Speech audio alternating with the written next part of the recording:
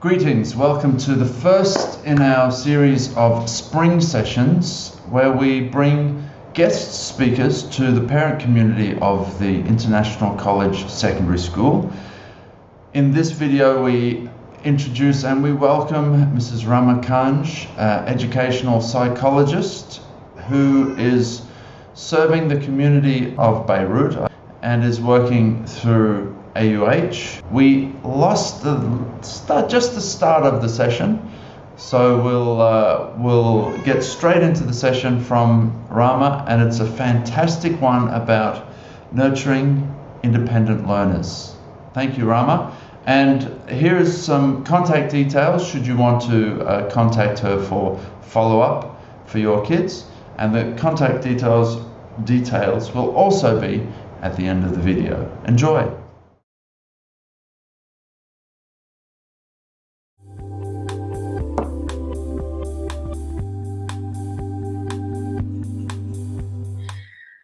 I work with students of all ages who are experiencing problems, emotional problems, behavior. So when Rama Hassan asked me or approached me to give this talk, I was thrilled actually, not only because I myself am a very proud IC alumni, but also because I think it's very important that during those times we create a platform where parents, teachers, professionals, and maybe some students can also get together.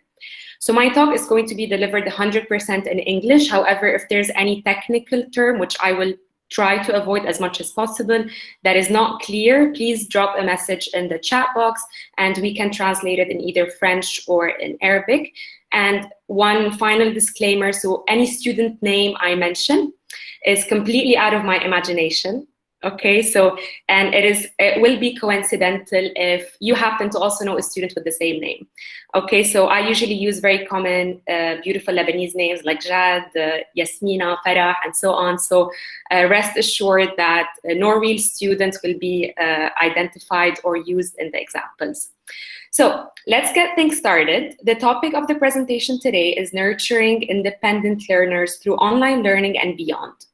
I believe that this is a timely but also a timeless topic. It is timely because during online learning today, many students who were once well adjusted into a routine and independent in their learning are now struggling to adapt into a new system of learning. But also timeless because at any point in the school year and at any age, students can also fall off the wagon sometimes. And so it is important that we are here to support them and to provide them with the right support and intervention that is available. So the recommendations that we will cover today will be applicable within the context of online learning, but also beyond online learning into more traditional classrooms. So, how are parents coping under the lockdown? Before we get to students, let's talk a little bit about how parents are doing. So I'm hearing very often from parents that I work with a lot of echoing concerns, some of them related to the online platforms and others related to the change or the adjustment in new routine. So for example, we are hearing things like, I worry that my child will not be able to learn through online platforms. My child's acquired skills in reading, writing, or math may regress now due to the change in content delivery. So my child came really far this year, for example, and now all of a sudden I feel like he's starting to regress or she's starting to take a few steps backwards because of the new style of content delivery. Online classes may not take into consideration my child's individual needs, so we're also hearing this very often. Parents are also saying, I'm also working from home and I may not have time to monitor my child, so we have a lot of working parents from home as well. Or they are also concerned that they don't have the skills to teach their children at home during online learning. Now, what are some of the challenges of online learning? Well, first of all, definitely one size does not fit all. And we're quite aware of that. Online learning is not necessarily accessible to all students. So for example, computer tasks it is common knowledge that computer tasks require more attention than physical tasks or more tangible activities. So there could be sometimes a mismatch between the student's specific learning style and the online learning environment. Other challenges are also related to communication. So some students have weaknesses, for example, in verbal skills, and some struggle with writing or typing and cannot use technology independently. A third challenge would be parents are becoming teachers. So parents now have an increased responsibility to monitor, to follow up on their children's progress through weekly emails, calendars, and phone calls. And parents also had to become acquainted with the online platform. I'm sure a very big number of parents maybe were not familiar with Google Meet or Google Class before we had to switch to online learning. So parents are also doing some adjustments and trying to accommodate to become familiar with those new tools. And are we really ready for this? So the majority of teachers in our community are not trained to teach online simply because we never had to do it. So what is the research telling us about online learning? Globally, around 1.2 billion children are out of the classroom due to the pandemic today. And as a result, education has taken a dramatically different path, and we are starting to adopt more and more e-learning.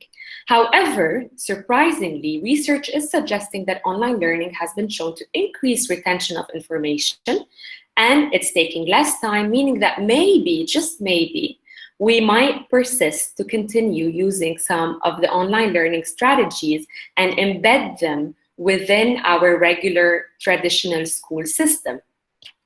So this is just to start planting the seed, you know, in case next year, for example, we go like, oh, we're gonna have like maybe half a day a week that's also adopting online learning. All right, so we heard what parents are saying, we heard what the research is saying. Now, what are students saying? So the lockdown in Beirut started on March 16th, 2020. How are students affected? Now, I can tell you from my work with my students, I can give you a general feel of how things were starting to evolve since the first week and up till today. So during the first week, students were, I would say, a little excited. They were still discovering and mastering online learning. Well, some of them mastering online learning because they had previously also used it in October and November when schools were off. And they were sharing that now they can finally, you know, they finally have the flexibility to study at their own time. They can finally spread homework over 1 or 2 or 3 hours in the afternoon. They don't need to do it during one go. They can spread it over a long time. Many shared that they also have other goals for the quarantine period, like, for example, learning a new skill or reviewing older school materials. Some of them wanted to learn how to cook. Some of them wanted to finish a book or a novel that they've always wanted to read. So week one seemed to be filled with excitement, with thrill, and eventually, a few weeks down the line, so when I was still checking with my students, week 3, most of them started to share that they are still keeping up with online classes. However, they miss their friends, although they're managing to connect with them regularly. They started asking questions more and more often about, when is this going to end? So do we know when it's coming to an end? Do we know what's going to happen after quarantine? Is quarantine ever going to finish? Are we ever going to see each other again? So especially the younger ones, they would go like, are we ever going to see each other again? Or are we just going to work through the screen? And here comes week 5. This is when we started to notice that homework submission rates started to drop. School counselors started to increasingly call parents. Few students were no longer even showing up to my online sessions or to school sessions. And students were starting to adopt an irregular sleep cycle, sleeping too much, or spending too much time online or watching Netflix. So what happened over the weeks?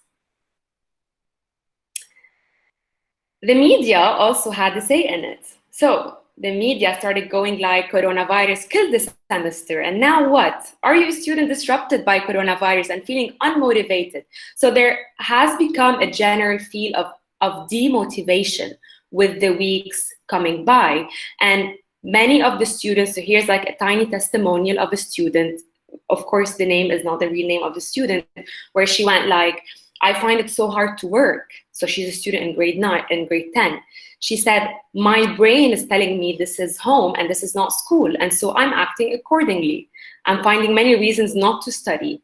I also miss my classmate, and my brain is fogged by worries about the future of the virus. So there has been a clear dip in motivation in students of all ages ever since we shifted to online schooling.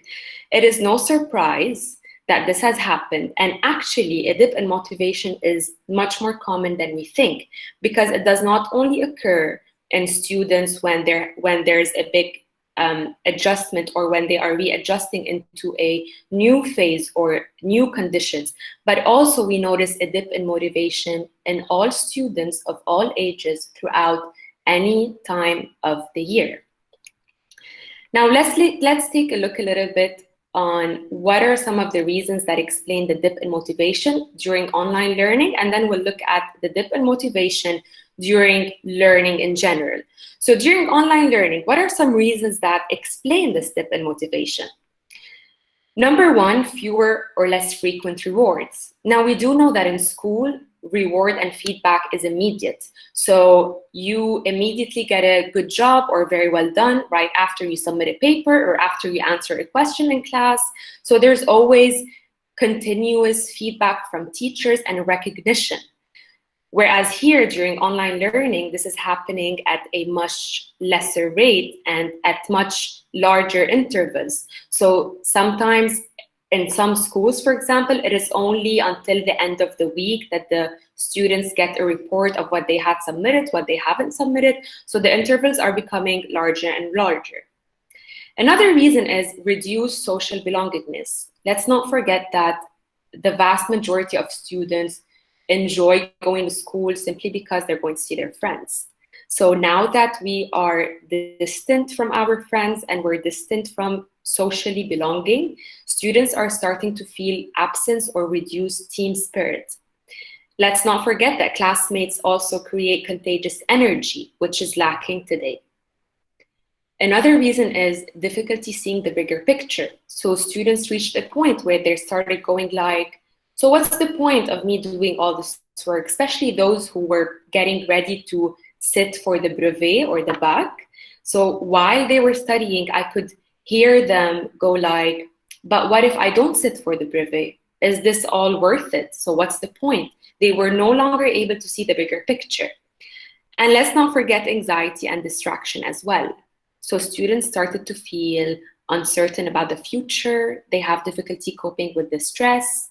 And this particularly applies to vulnerable students. And by that, we mean students who already have pre-existing sign of over-worrying, some obsessive thoughts, some down thoughts. So we worry most about those students because during this time, this is when their thoughts are going to become more prominent, and it's going to be more difficult to ground them and tame them a little bit during this period.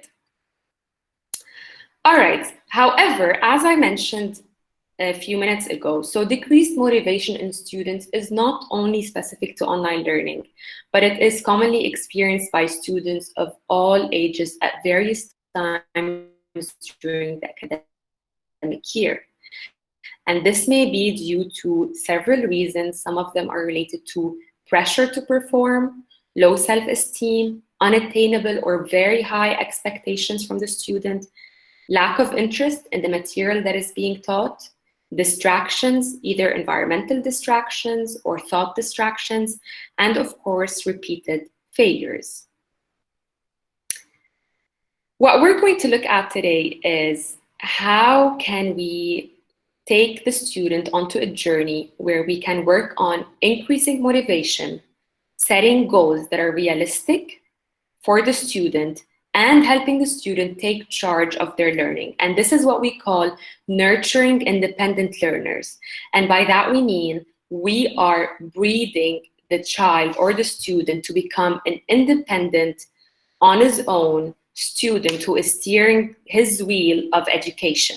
So we're gonna start with first looking at how we can increase motivation, And as I said, many of those recommendations are not just applicable now during online learning, but also applicable into traditional classroom settings. And after we get to increase the motivation and get things pumped up, then we'll look at how we can set goals with the student. Now that they're motivated to learn and they're motivated to work, what do they want to achieve? So we will see how we can formulate clear, realistic goals that could be academic or also could be other than purely academic goals. And how can we help the student take charge to make sure that they are reaching their goals and they're on the right path to success?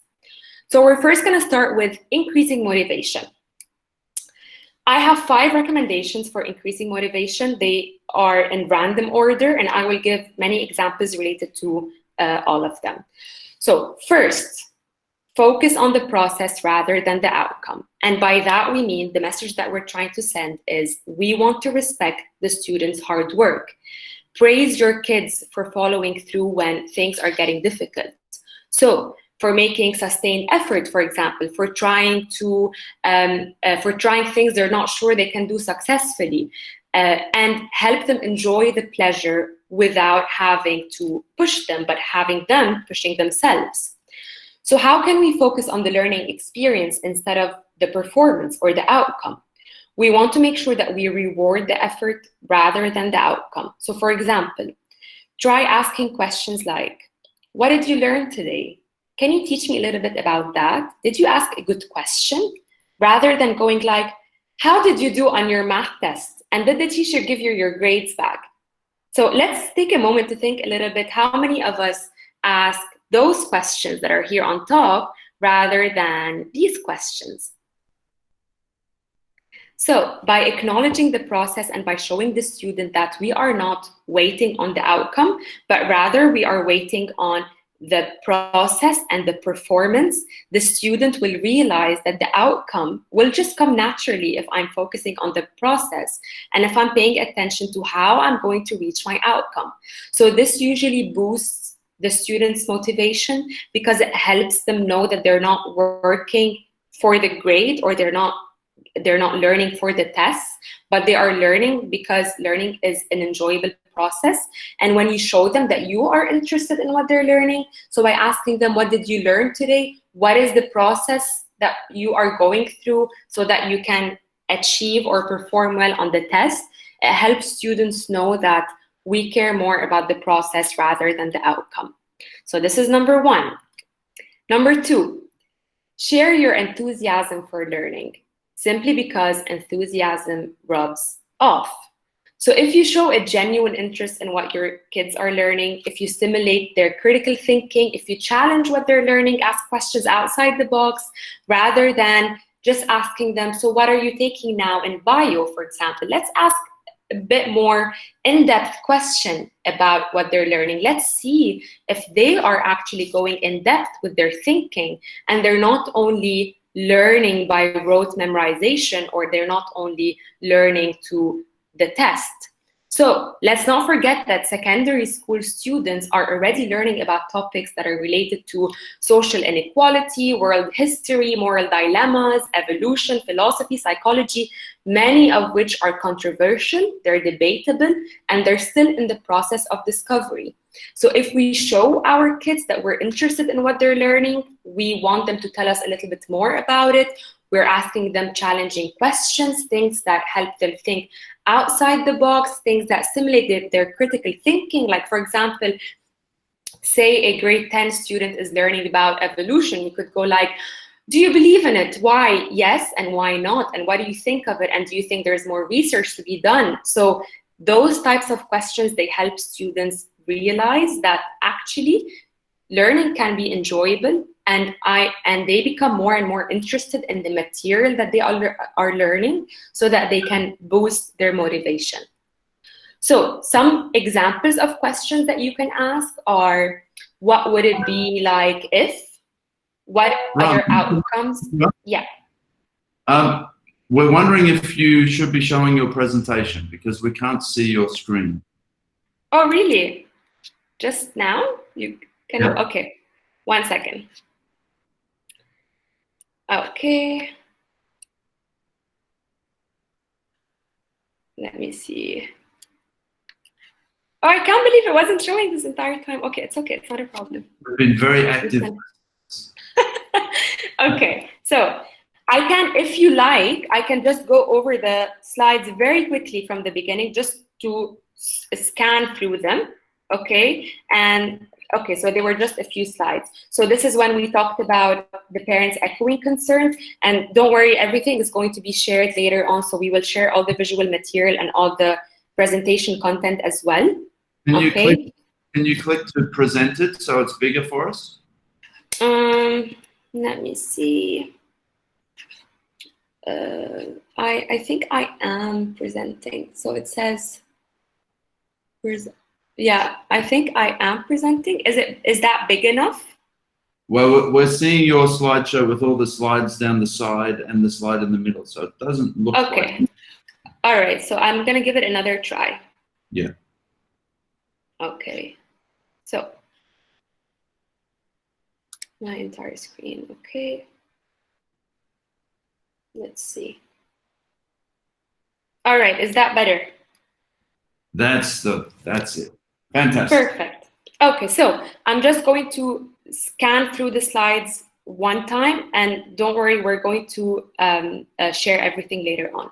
So how are parents coping under the lockdown? These were the concerns that we talked about, challenges of online learning, what is research telling us, and the dip in motivation that students are starting to experience. So this is where we reached. We just talked about how to focus on the process, how to share your enthusiasm for learning, and I just reached those questions that are over here that I wanted to share with you. So it's very important that we ask questions like, what would it be like if? What other outcomes might have happened? What questions would you have asked, for example? If this person from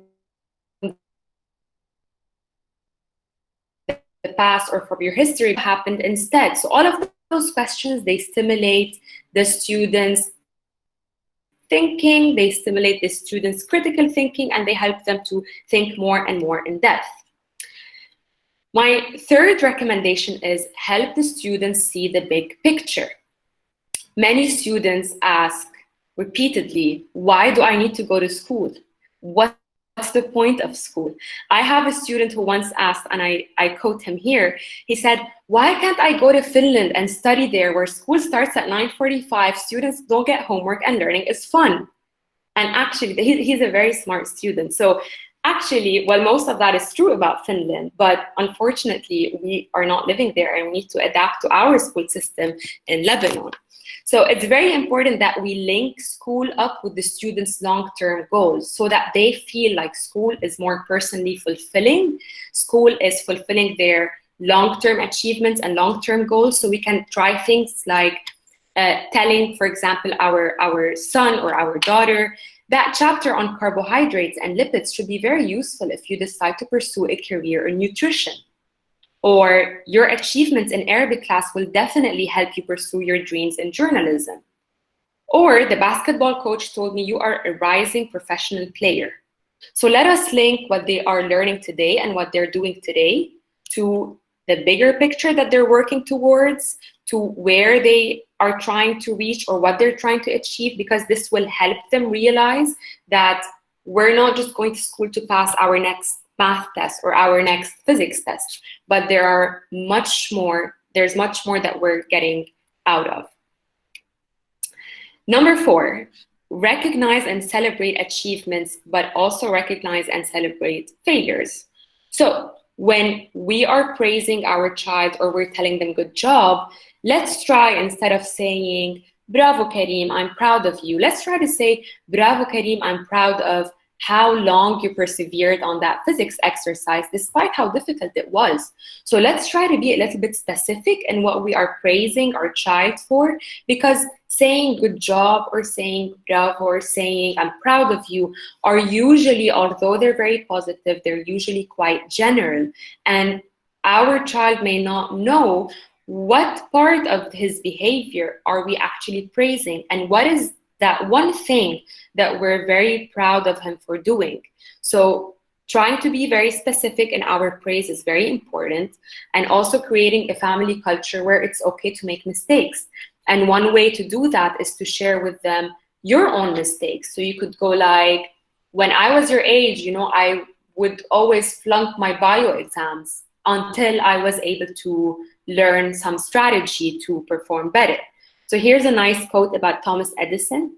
He made an extraordinary number of unsuccessful attempts at inventing the electric bulb. And when a reporter asked him how it felt to fail 1,000 times, he said, I didn't fail 1,000 times. The light bulb was an invention of 1,000 steps.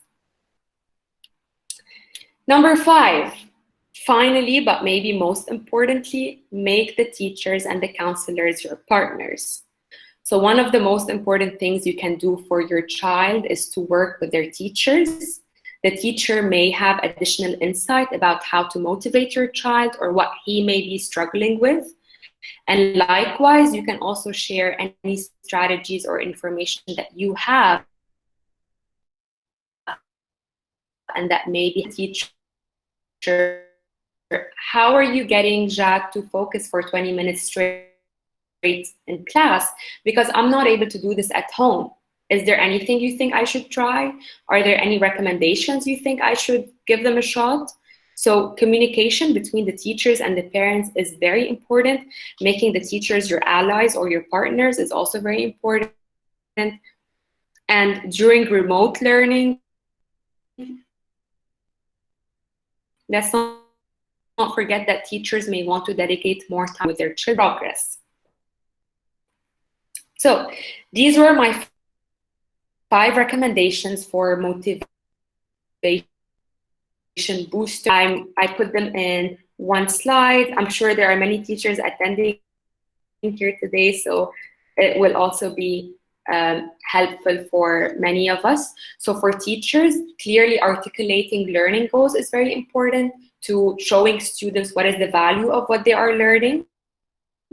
Showing relevance to the students' academic lives, so by explaining how this material is going to prepare them for future grades.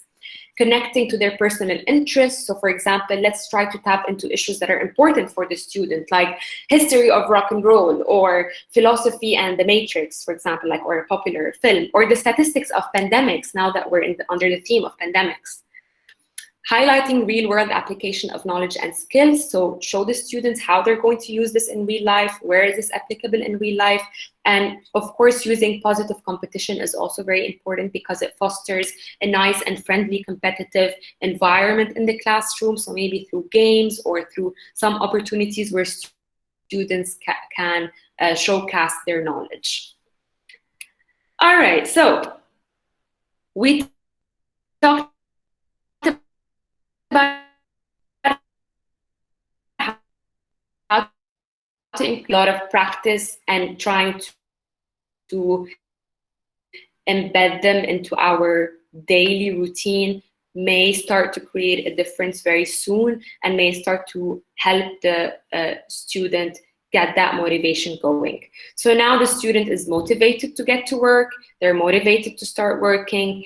How are they going to start and what are they going to start working on? So let's see how they're going to set their goals straight and set goals that are, I'll tell you now in a little bit. Setting includes the ability to plan, to prioritize, and to think about the future or mentally anticipate. It is, of course, of no surprise that young adolescents have difficulty setting goals and achieving them because functions in the brain that reach full development by early adulthood, so at around 18 to 20 years. And I'll show you in a second a picture of the brain and where is the part of the brain that is responsible for goal setting and for planning. Adolescents who show difficulty in their planning abilities will show the following symptoms or characteristics. So for example, difficulty when making decisions, difficulties anticipating the consequences of their actions, unable to correctly calculate the time it will take to do a determined task, so time estimation, trouble prioritizing and deciding the importance of steps in a task, having a hard time with surprises or unexpected problems as well. So In the brain, the frontal lobe is responsible for what we call higher order levels of thinking. And planning and goal setting takes part in the frontal lobe of the brain, which is usually the part that does not fully develop or fully mature before the age of 18 to 20. So it is of no surprise that adolescents are risk takers, they are not able to inhibit their responses, they may be quite impulsive sometimes, they're not able to plan and stick to their plans simply because biologically they're still not fully there or not fully apt to start doing that. So this is where we come in, and this is where we start to provide them with some of our tools and some of our strategies to help them think, plan, and create goals for themselves. All right, now, very often when I ask parents, what strategies have you tried so far with your child? What have you tried to accomplish in terms of study skills or of planning skills? They often go like, oh, we created a list of things to do last week and he couldn't do any of it. To-do list is just a to-do list, but a plan requires activating executive functions in the brain. It requires being strategic about time management, considering the space, and it requires thinking about the future. So, goal setting. Academic goals should not focus on outcome, they should focus on the process of learning. A plan, I plan to get A's on the rest of my physics quizzes this year is not an ideal goal, because this is a plan that is focusing on the outcome and it's not focusing on the process. What we need is we need to set achievable and realistic goals. So we need to make goals high but attainable. We need to encourage self-reflection, and we need to monitor progress and make adjustments. For example, some ideal goals would be like, during the first week of June, that's a typo, I will do my best to submit my homework on time. So this is a specific goal where the child was able to create a timeline for his action and develop the action plan accordingly. Throughout the second semester, I will try to start studying at 4 p.m. every day. Before the end of the academic year, I plan to read 2 novels of my choice. So those types of goals are what we call SMART goals. I'm sure many of you have heard of SMART goals, maybe not necessarily in an academic setting, but also in a business setting, for example. So every big business develops SMART goals for their coming next few months, for example, or just to make sure that they improve things and they have more and more things to work on. So SMART goals work in the exact same way in the academic setting. You want your goals to be specific, you want them to be measurable. So how will I know when I have reached it, and how will I know when I haven't reached it? Or how will I track it? You want them to be achievable. So we want things that are that the student is able to accomplish, because we don't want to put the student in another experience of failure or not being able to achieve their goal. We want the goal to be realistic. So is it realistically achievable?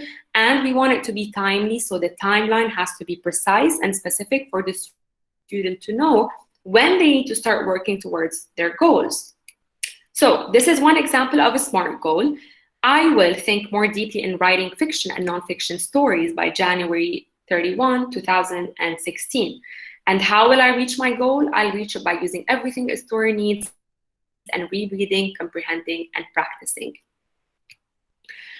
Here are some other examples of SMART goals, and here are some other examples of non-SMART goals. So these, the ones on the right, and I'll edit this picture later so that the upper part shows, but the ones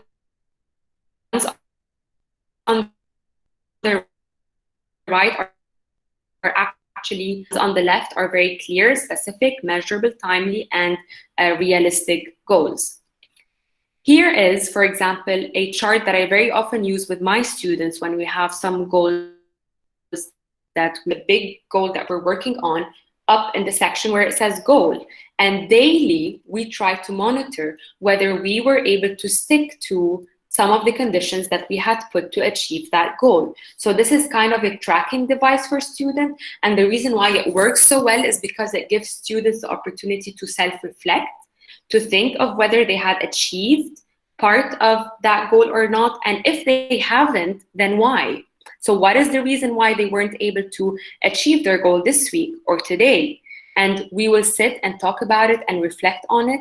And of course, there isn't any consequences for not being able to fulfill their goals, but we will, however, try to find other ways through which they can work around their goals so that they are able to achieve them.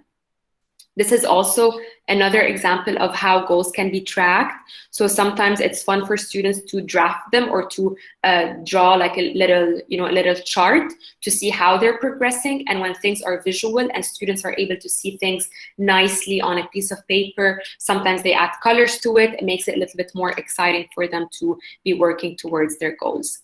And this is the last example of a goal chart that I will show you. I also use it with my older students because this one requires more self-reflection and thinking about the goals in terms of prioritizing them. So which goals are important to fulfill and estimating the time that each goal might take.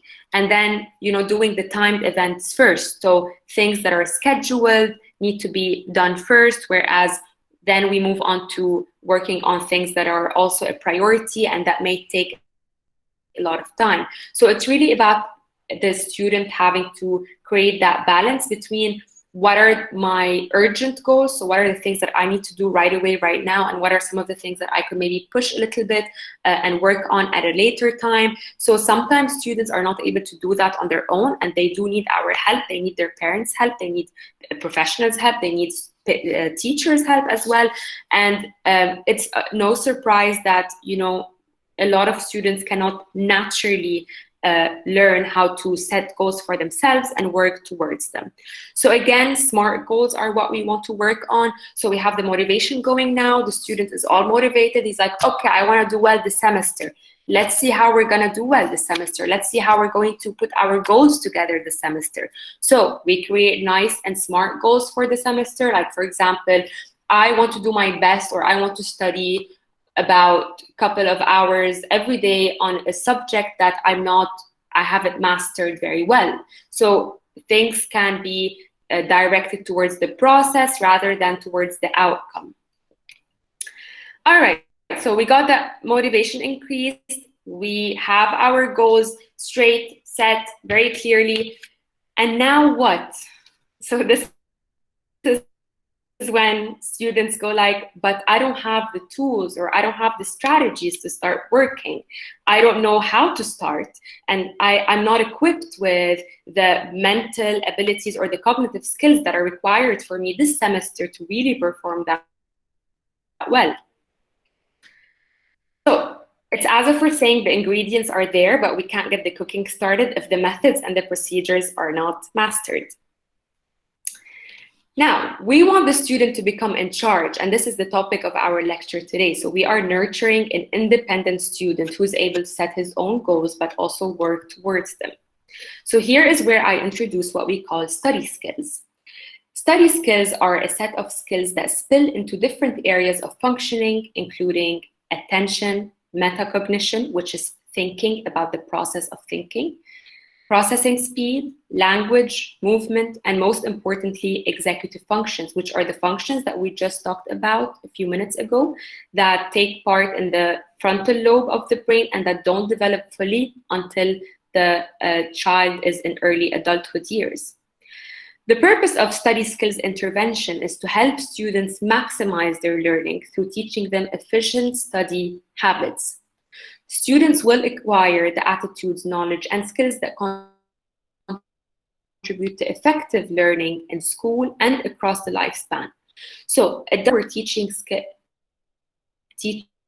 children how to do, so how to write, how to solve math problems. Study skills is all about how to study smarter and not harder.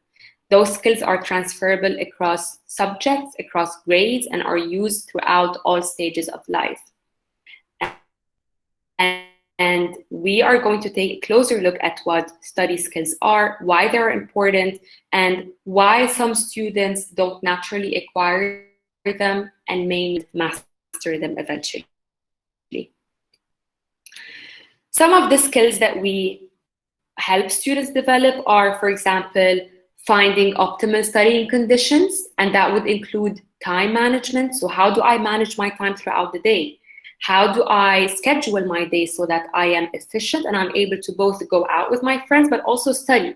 So one activity I usually do with students here is I go like, walk me through your typical day. And we would open a calendar or open a daily schedule, and we'll just write down what the student does from the moment he wakes up till the moment he goes to bed.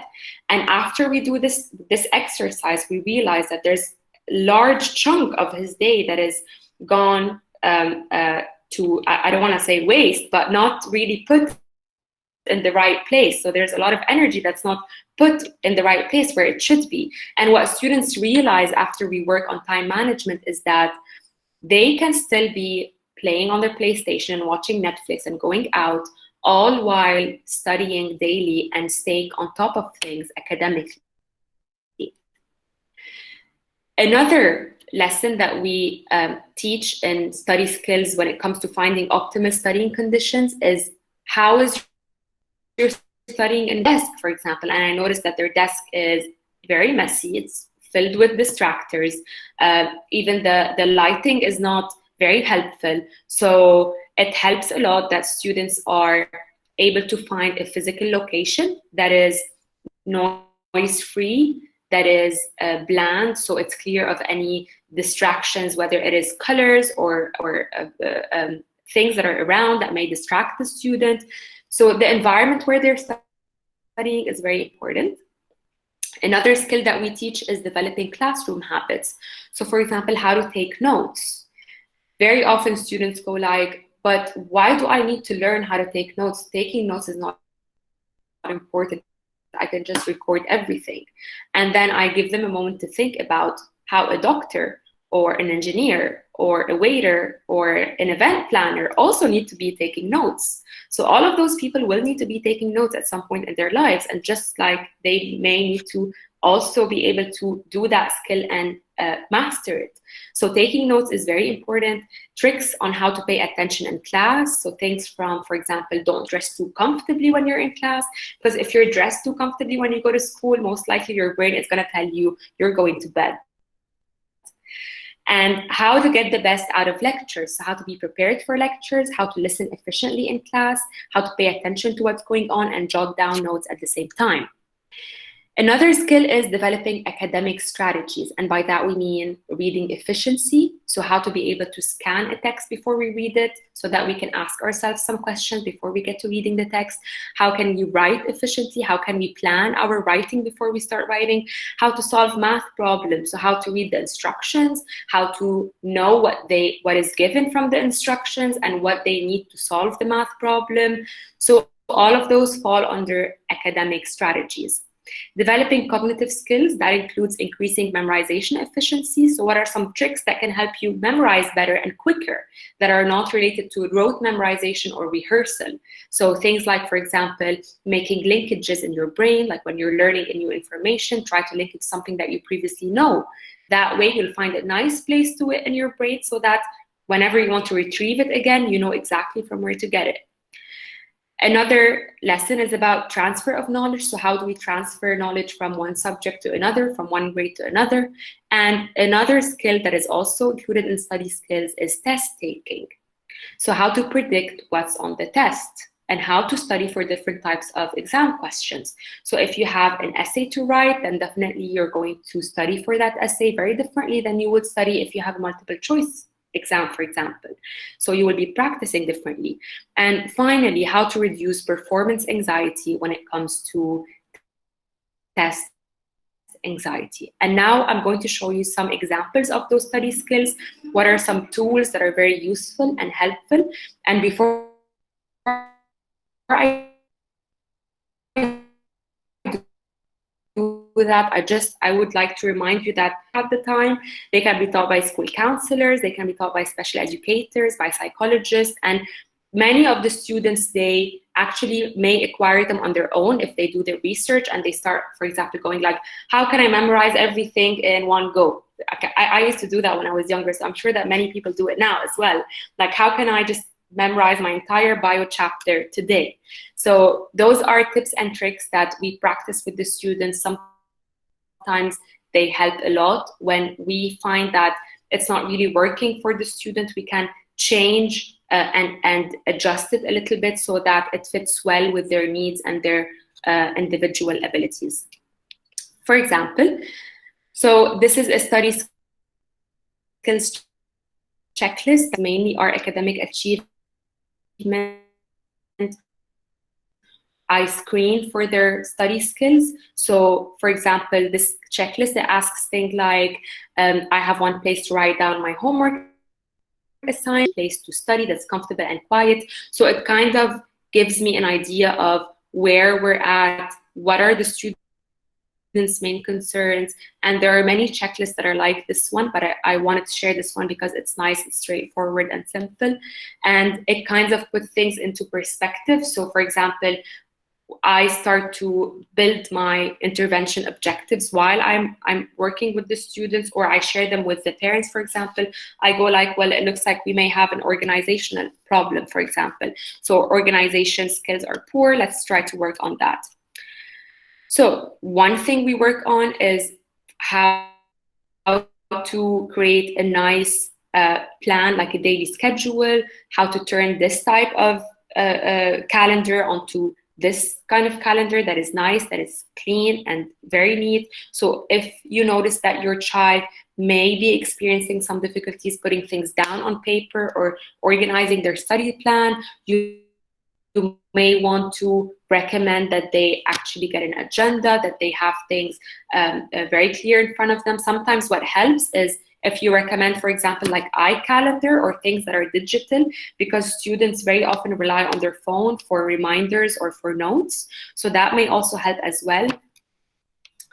Another thing is how to organize the study space.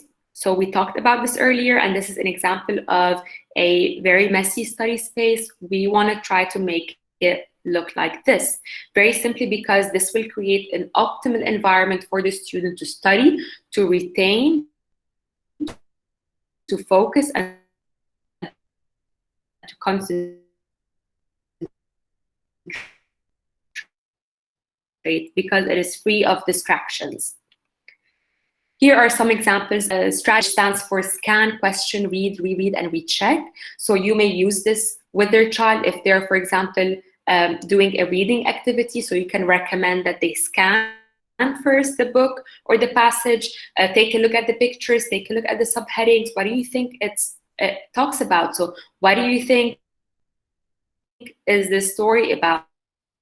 Or if it's, for example, a bio chapter, then let's ask ourselves or reflect for a moment, what do you think are the objectives of this chapter, and what do you already know about this? So that does half the work for the student, because by now they're already in there, they're already thinking about the content of the chapter, and they can predict what the chapter may be about. So these are very helpful to use at home. You can also question while the student is reading. They can read and then read. Maps help, although we used to use them a lot during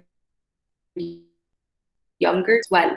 So maybe more complex story maps, things that put things into perspective so that students are more able to understand the context of the story, understand the dynamic between the characters, the setting, the plot, and so on.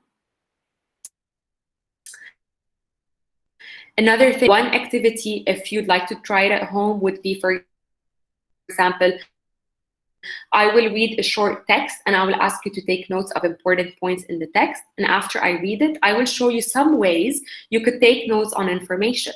So for example, you could try it with your child. You could go like, I'm going to read this paragraph. I want you to take notes. Let's see how efficient write them down.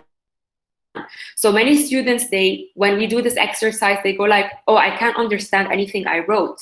Well, this is most likely what happens when they go home. when they're home, they are not able to understand the material or not able to understand the notes simply because they did not take notes in a way that is clear and comprehensible for them.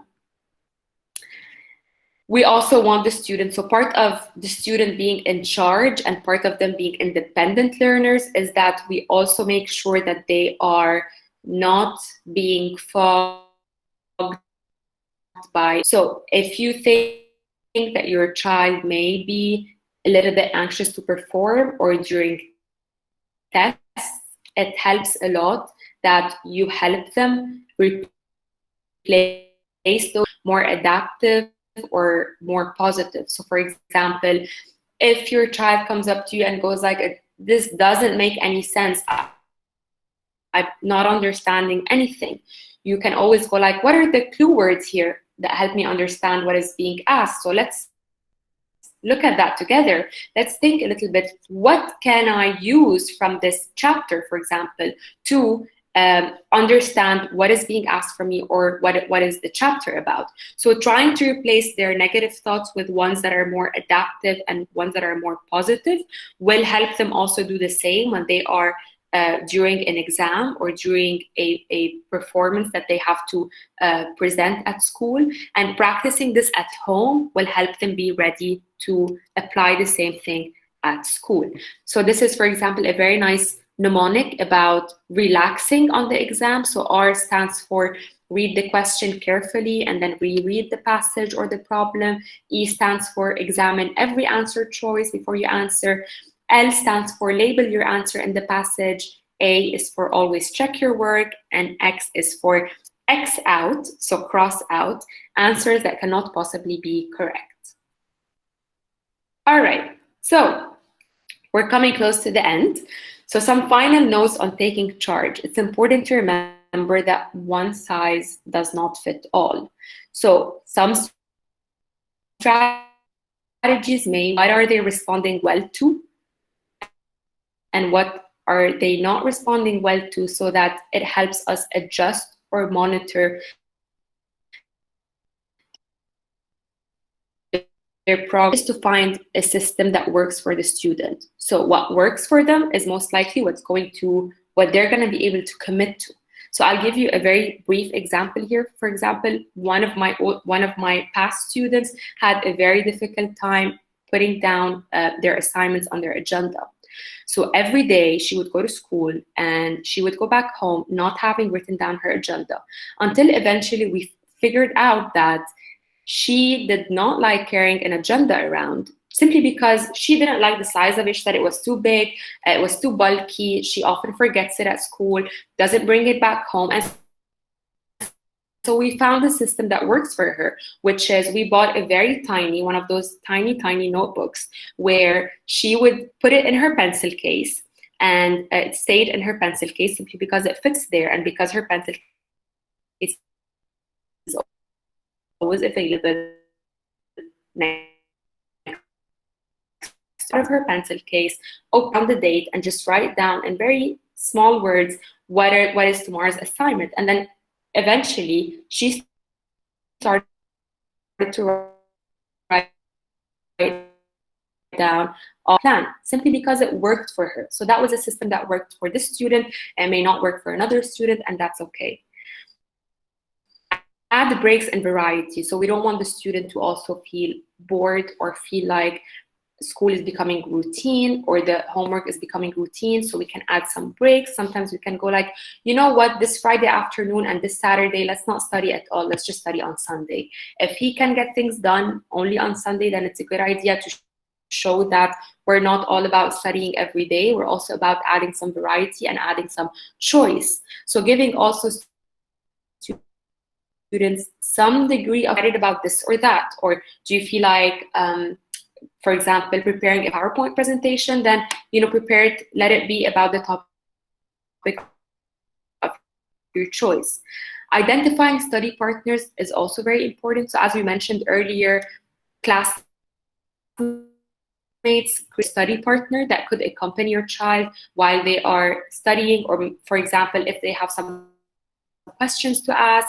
It's important to be aware also of who the study partner is and make sure that both of them can help each other simultaneously. And of course, do not always go through ups and downs. You know, every day, like they say, it's not la vie en rose every day, so it's not a very bright day every day. Some students may experience demotivation at any point during the year, and that's totally okay. So we should also not expect them to feel motivated the entire time. So let's help our child steer the wheel. Let's have them in the driver's seat, and let's have them start driving and steer the wheel of their own educational journey. So we saw how we can increase motivation in students. We saw how we can set goals that are SMART goals, and we also saw how we can help them take charge. Thank you very much, and I'm looking forward for the questions. Thank you, Rama. Thanks a lot for the presentation. I'm just going to read, there were, I think, 3 questions that I saw. One of them is about a kid in CZM, so age 11, I'm guessing. And the father is saying that he has a problem with her because she stays awake till 11:30 to send the teacher the homework that's due the next day. So how, I'm guessing, how to maybe manage time during the day to do the homework. Right. So now with online learning, we're seeing more and more that students are having their sleep cycle disrupted. So it's not surprising that many students who were able to stick to a regular routine of waking up early, going to school, going back home, doing their homework, are no longer being able to do that. Now, definitely, we want to get the students back on track so that they don't spend a lot of time up at night. So maybe one idea could be to sit together, rethink about their daily schedule, rethink about how we can organize their day in a way that works for them. So let's hear them out. So let's hear your child out who's in CZM, because I'm sure that they have a lot to say about why do they need to stay up until 11 to submit the work. So is there anything we can help them with during their day so that they can do the work in the morning, or at least around lunchtime, and so that they are free for the rest of the afternoon? What are some changes that we can implement at home? So we'll sit together, we'll try the schedule out. If it doesn't work, then we can suggest other ways as well. Okay, another question, also a child who's 10. Do you think that he can successfully execute a SMART goal at that age, since the frontal cortex is not developed? Yes, of course they can. We can execute, or we can perform SMART goals at any age, given that the goal is achievable and it's realistic for the age of the student. So we will ask from the student to perform things that are age appropriate and developmentally appropriate. And SMART goals are here so that they can compensate for the underdeveloped prefrontal lobe of the student. So definitely we can. Okay, good. And the last question, how much communication between parents and teachers should there be without the son or daughter, we're talking about grade 10, feeling that they are interfering? Because, at that age, teenagers, they want to feel independent. Parents, they don't want parents involved. So how much is okay? Right. Now, it's really up to the parents and the teachers to know what are things that are worth sharing and what are things that are worth keeping up with. Sometimes very redundant things or things that are rudimentary, like just regular progress, may not be that important to for like a phone call to happen between them. But if something that takes place and teachers, for example, feel the need to share something important with the parents and vice versa, then communication should happen. And of course, this does not mean if communication is continuous and happening, it doesn't mean that we are not giving the student their independence. On the contrary, I think that this will help the student gain more independence, because we will know what we need to be doing at home from the teachers, so that they are able to stay independent. Another question, as a parent, how do you motivate teenagers to actually listen and take action to achieve goals? Right. So Yeah. Yes. So this relates a lot to the first part of our presentation. So how to boost motivation. So usually we want to make sure that the goals fit with the students' big picture or with their ambitions and what they like to do. So we want to make sure that we can relate to their interests, that the goals are tangible and relevant to them. We're not just asking them to get straight A's on a math test, but let's explain to them a little bit more. Why do they need to do that well on math? Why do we need math in life? Where might he need it if he, goes to university, and so on. So usually students get more and more motivated when they see the bigger picture and what they are doing and how it relates to their own interests. Okay, last question from Mr. Knox. How long before school starts again should we be getting our the teenagers back into sleeping pattern? Right. So usually it takes about a couple of weeks for students to readjust into a good sleeping pattern. So I recommend that maybe a couple of weeks before school starts, we start sending like very brief, easy recommendations to parents on how to readjust the sleep schedule so that students show up to class very alert and very attentive in the morning. But it's always very hard for teenagers. We're talking about our students. I mean, the secondary school students. They always tell us that now they're not sleeping almost not at all. Right. I mean, the whole night they're awake. They sleep at 5 a.m. and I mean, it's the routine changed completely. Right, I agree. Well, it was a very big shift in routine for not just students, but also adults, unfortunately. So, I mean, that was expected because it just seems like they're on vacation, but not really on vacation. So now, well, before school starts, it's very recommended that they do get back into their sleep routine. Sure. Anything? I think that's it. If anyone has more questions, please feel free. Or Mr. Knox, who can. I liked so many things you brought up, Rama. I took a full page of notes with all sorts of things that resonated for me. The one especially that I think parents have heard me talk about more often than not is to focus on the process and not the product. I think that's so important. Right. Yes, on behalf of all the parents, on behalf of IC, giving up an hour of your afternoon to share this really valuable information. Very much, Rama, for your time. Thank you so much. Thank you for having me. Thank you. Thank you. Thank you. Thank you, Rama. Bye.